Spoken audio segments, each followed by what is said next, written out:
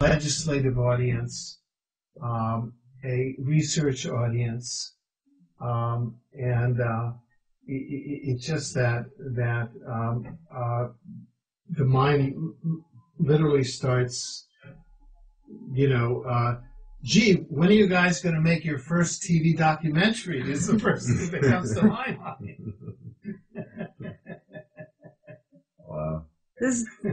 To me, there's a lot of compelling similarities. Yeah. Enough so that it's pretty convincing that some amazing technology was used. Yes. Something did this to the buildings. Right. It's an amazing technology. We don't know who did it or what exactly it was, but let's study it because we could use this technology for good things. Yes. Indeed, that's a very profound statement, because that statement, in fact, dovetails with the mission and the goals of a whole movement called the disclosure movement, which is that, and I think that John has touched on it, and that is that behind the sequestered projects of the black budget and other classified military intelligence projects, there are these advanced technologies which are being developed at taxpayer expense, which are for weapons applications, which could as easily be applied to new energy applications that would be to the benefit of the biosphere and to the benefit of humanity. And the object of the disclosure movement is to have these technologies, since they have been taxpayer funded, be brought into the public domain. So here I think there's a nexus between, at a public policy level, between this research. This research, I think, underscores the need for disclosure. Whatever technology did this should be disclosed.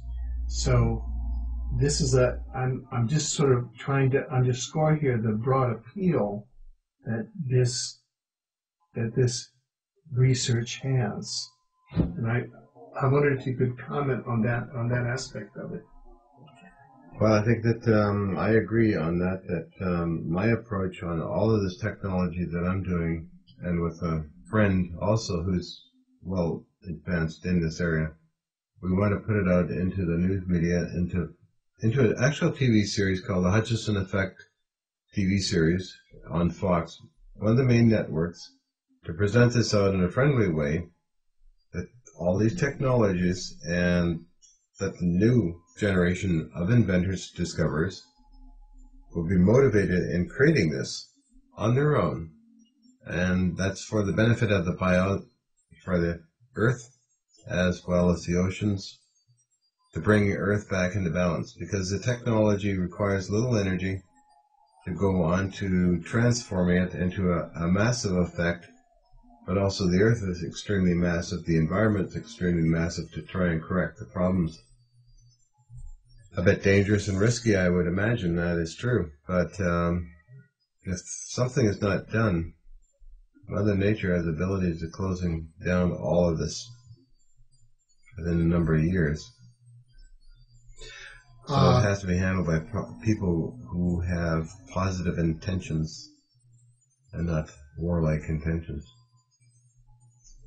Right. It's a very difficult, very tricky thing, but there's going to always be somebody wanting to use this stuff for evil, even in presenting it as a teaching item through the news media and television. There'll be always somebody wanting to try and use it for something bad.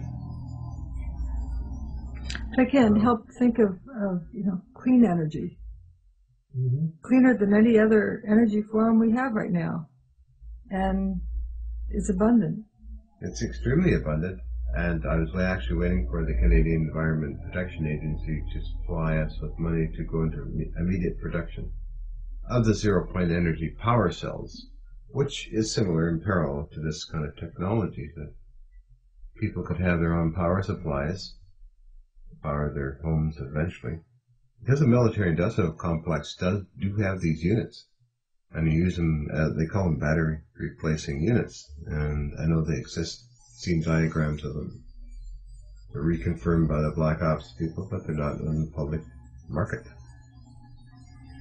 Right. So here we have the example of this new energy technology that's used for, if in fact it's confirmed. Let's just say that we're following this this model now, but here we have this new energy technology whose application has been for an act with extremely negative linkage effects. Mm-hmm. A global war on terror with at least several million lives lost to date in terms of Afghanistan.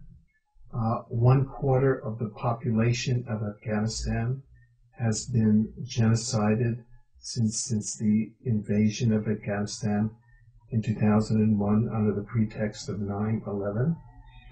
Over 1 million deaths in Iraq, plus 4 million population disrupted, not to count the genetic damage to the DNA and all of the birth defects from the depleted uranium, the low-level nuclear war carried out against the population of Central Asia through the depleted uranium bombing of Afghanistan and Iraq and all the surrounding territories as the winds carry all of that ionizing radiation.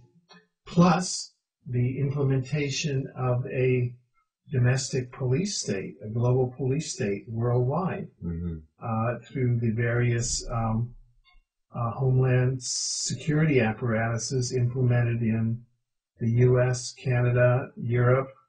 I mean, you can't even get on an airplane anymore. It used to be fun to fly. Yes. Now you're guilty just when you walk into an airport. You're guilty, yes. And this, this energy, as you say, it's the depleted uranium is being detected over now the UK. Yeah, exactly. That was broadcast a year and a half ago, I believe. Yeah. Take, for instance, there are patents on a free energy device that uses zero-point energy by Dr. Franklin Mead, 1996, December 31, where people could actually search online for that. But you may be in for a surprise because IBM has bought up all the patent rights to it. And it's a device that uses this energy. So what is IBM going to do with it? Much like the Juron Corporation bought up all the patents on telomerase, the anti-aging enzyme. Now you can join their little club for $25,000 for an anti-aging product. So it's really, really goes into twists and roads and avenues of